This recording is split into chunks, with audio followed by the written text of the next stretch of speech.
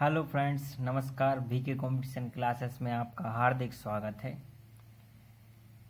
मैं आप लोगों के लिए बहुत सी वीडियो बनाई इम्पोर्टेंट क्वेश्चंस लेकर बहुत से और आप लोगों के कमेंट्स भी बता रहे हैं कि जो क्वेश्चन मैंने बताए वही आए हैं। इसके लिए आप सभी का बहुत बहुत धन्यवाद। लेकिन मैं एक बात सोच रहा था अभी कि मैंने स्टूडेंट्स को क्वेश्चन बताया और वो क्वेश्चन आ रहे हैं और वो लिख रहे हैं, लेकिन मुझे ये नहीं मालूम कि वो किस तरह लिख रहे हैं, क्योंकि कॉलेज में लिखने के नंबर मिलते हैं, ये आप जान कर रखिए। तो आज सिर्फ यही बताने के लिए मैं इस वीडियो में उपलब्ध हुआ हूँ कि एक अच्छा उत्तर किस तरह लिखा जाता है। क्योंकि मैंने यूपीएससी की आंसर राइटिंग की है, तो थोड़ा बहुत मुझे नॉलेज है इस बारे में कि अच्छे आंसर में क्या कौन कौन सी चीज़ें होनी चाहिए, जिससे जो जांचने वाला है वो आपके आंसर के प्रति आकर्षित हो, अट्रैक्टिव लगना चाहिए आपका आंसर। तो आइए चलते हैं एक उत्तर पुस्तिका में किस प्रकार लिखेंगे। फिलहाल मेरे पास उत्तर पुस्तिका उपलब्ध ना होने के कारण मैंने एक रजिस्टर में ही इसको बनाया है, तो इसी में आप देख लीजिएगा। लेकिन इन चीज़ों को आप अपने जो उत्तर पुस्तिका है, आंसर बुकलेट है, उसमें ज़रूर शामिल कीजिएगा, आपके नंबर्स ज़रूर बढ़ेंगे। ठीक है, देखते हैं एक अच्छा उत्तर उत्तर पुस्तिका में कैसे लिखें। तो सबसे पहली बात है कि आप एक पैरा कॉलम बनाएंगे। यहाँ से इसको स्पेस छोड़ देंगे, इसमें कुछ भी नहीं लिखना है। ठीक है, अब जो भी आपका क्वेश्चन आएगा तो वहाँ आप एक मेन हेडिंग देकर क्वेश्चन लिख देंगे, या तो आप इसको बॉक्स में बंद कर सकते हैं या फिर अंडरलाइन कर दीजिएगा। ये आप ब्लैक पेन से कर लीजिएगा। ठीक है, अब आपके क्वेश्चन में क्या क्या चीज़ें होनी चाहिए। आपके क्वेश्चन में जो क्वेश्चन का आंसर होगा वो तो या तो पैराग्राफ वाइज होगा, या पॉइंट्स वाइज होगा, या डायग्राम वाइज होगा। तो अगर आप इन तीन चीज़ें में से कुछ भी होगा, तो अगर आप पैरा वाइज लिखते हैं, देखिए हर क्वेश्चन के हिसाब से इसमें चेंज करते रहिएगा। जैसे पहला क्वेश्चन पैराग्राफ वाइज किया तो दूसरा पॉइंट वाइज, तीसरा डायग्राम वाइज, फिर पैराग्राफ वाइज, जिससे एक अट्रैक्शन आपकी कॉपी में बना रहे। तो मैंने बताया जैसे आप पैराग्राफ लिखते हैं तो किस प्रकार लिखना है। जैसे यहाँ से स्टार्टिंग किया आपने, ये यहाँ से ये चलता जा रहा है, ये लिखा, यहाँ एंड हुई।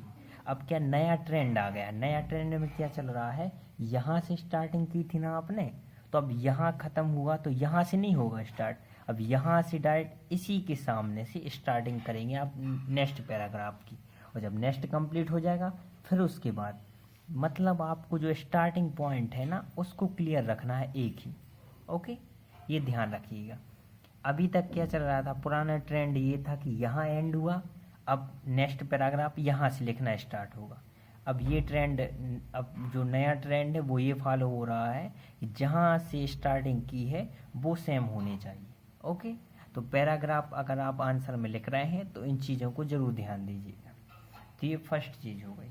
अब दूसरे देखते हैं हम कि अगर आपका आंसर पॉइंट्स वाइज है, देखिए हर क्वेश्चन में क्वेश्चन का आंसर आप अलग अलग तरीके से लिखेंगे तो उसका जो अट्रैक्शन है, इफेक्ट है, वो ज़्यादा पड़ेगा। अगर आप पॉइंट्स वाइज लिख रहे हैं तो नंबर डाल सकते हैं आप, या डॉट बना के डैश लगा सकते हैं, या फिर स्टार बना सकते हैं, या कैपिटल नंबर बना सकते हैं, या ABCD लिख सकते हैं। तो ये पॉइंट्स में कर सकते हैं।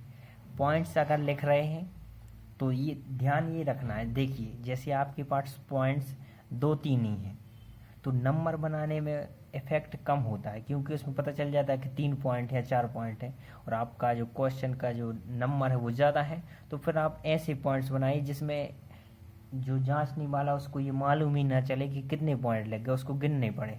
और इतना टाइम रहता नहीं किसी के पास कि वो गिनने बैठेगा और उसको लगेगा हाँ यार ठीक लिख दिया इसने, बच्चे ने, तो इतना बढ़िया है। ठीक है, तो इसको ध्यान रखिए पॉइंट्स वाइज। और सबसे मोस्ट इम्पोर्टेंट है और सबसे सरल है वो है डायग्राम। मैंने अलग अलग तरीके से डायग्राम बनाए हैं और मैं भी अपनी यूपीएससी जो आंसर राइटिंग उसमें इनका यूज़ करता हूँ। आप भी अपनी आंसर जो बुकलेट होगी कॉलेज की उसमें इसका यूज़ कीजिएगा, बहुत फ़ायदेमंद होगा। तो डायग्राम की टाइप देखिए, फर्स्ट और सबसे जो चलने वाला टाइप ये है, इसमें एक मेन हेडिंग होगी, उसकी सब हेडिंग होगी और उसकी सब हेडिंग होगी। तो इस तरह एक डायग्राम बेस में आप पूरे को कवर कर लेते हैं। यहाँ पर कोई चीज़ लिखी रहेगी, उसके यहाँ पर जैसे यहाँ क्या बता रहे हैं, जैसे मूल अधिकार, अब यहाँ लिख दिया समता का अधिकार। अब समता का अधिकार कहाँ कहाँ से है, फिर उसके बाद स्वतंत्रता का अधिकार, समान, ये सब चीज़ें। तो ये क्या कहलाता है, डायग्राम। अपने आंसर में इनका जरूर यूज़ कीजिएगा, बेहद फ़ायदेमंद और अच्छे अंक दिलाते हैं। डायग्राम से क्या होगा, दो फायदे होंगे। एक तो जो उत्तर है आपका अट्रैक्टिव लगेगा, और दूसरा ये है कि क्या होता है, डायग्राम से पेज जल्दी भर जाता है। और कॉलेज में आपको मालूम ही है कि पेज भरने के भी नंबर मिल जाते हैं। तो डायग्राम बनाइए जिससे पेज जल्दी भरेगा और अट्रैक्टिव भी लगेगा। ठीक है, ये फर्स्ट डायग्राम था। और भी देखिए,